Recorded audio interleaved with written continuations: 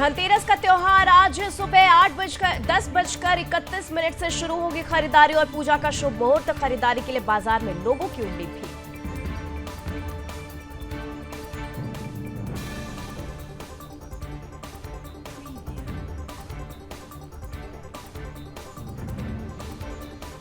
धनतेरस पर पीएम मोदी देंगे 12,850 करोड़ की सौगात, बुजुर्गों को मिलेगा आयुष्मान भारत योजना का लाभ। कई परियोजनाओं का करेंगे उद्घाटन और शिलान्यास।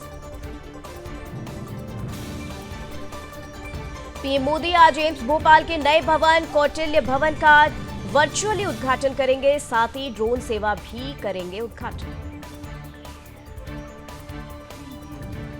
बीजेपी नेता शाइना एनसी शिवसेना में शामिल।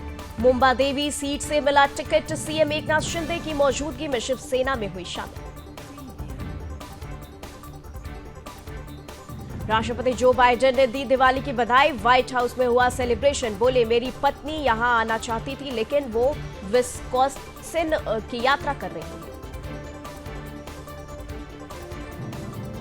महाराष्ट्र विधानसभा चुनाव के लिए नामांकन करने का अंतिम दिन आज। महायुति ने 9 तो एमवीए ने 21 सीटों पर अब तक नहीं उतारे उम्मीदवार।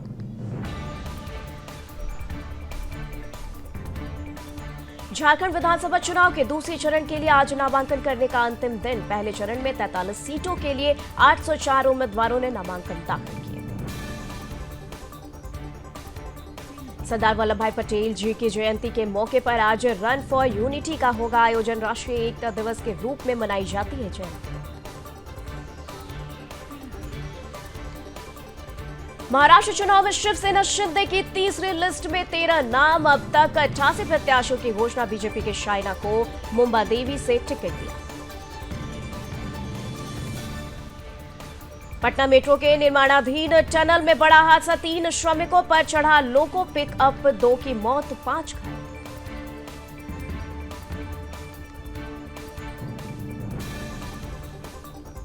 केरल के नीलेश्वरम में आतिशबाजी से 150 से ज्यादा लोग घायल, 8 की हालत गंभीर, अस्पताल में इलाज जारी।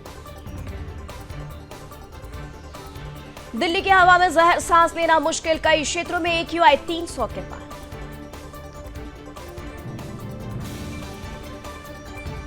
मुंबा देवी विधानसभा क्षेत्र से शिवसेना उम्मीदवार शाइना एनसी ने कहा, मैं पीएम मोदी, मुख्यमंत्री एकनाथ शिंदे को धन्यवाद देती हूं जिन्होंने मुझे यह अवसर दिया। महाराष्ट्र नवनिर्माण सेना ने महाराष्ट्र विधानसभा चुनाव के लिए 10 उम्मीदवारों की अपनी 7वीं सूची जारी कर दी। कांग्रेस ने आगामी विधानसभा चुनाव के लिए झारखंड के लिए 2 और महाराष्ट्र के लिए 6 उम्मीदवारों की सूची जारी की।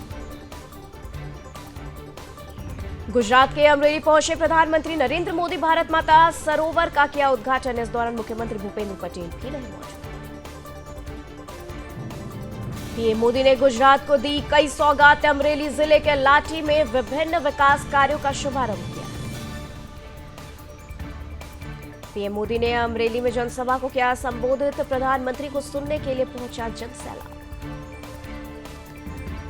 गुजरात के सीएम भूपेंद्र पटेल ने भी जनसभा को किया संबोधित। विकास परियोजनाओं के लिए पीएम मोदी को कहा धन्यवाद।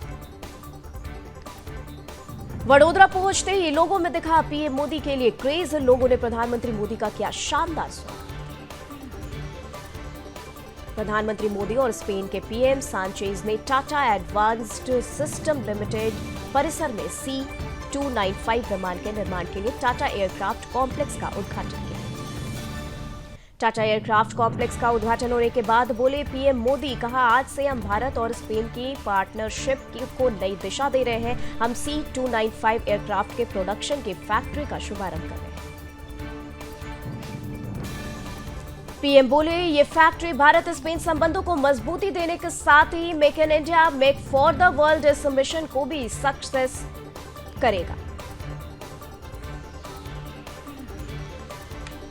वडोदरा में बोले पीएम मोदी, जैसे ही हम अपने लक्ष्य तक पहुंचने के लिए पहला कदम उठाते हैं, रास्ते अपने आप बनते चले जाते हैं। आज भारत में डिफेंस मैन्युफैक्चरिंग इकोसिस्टम नई ऊंचाइयों को छू रहा है।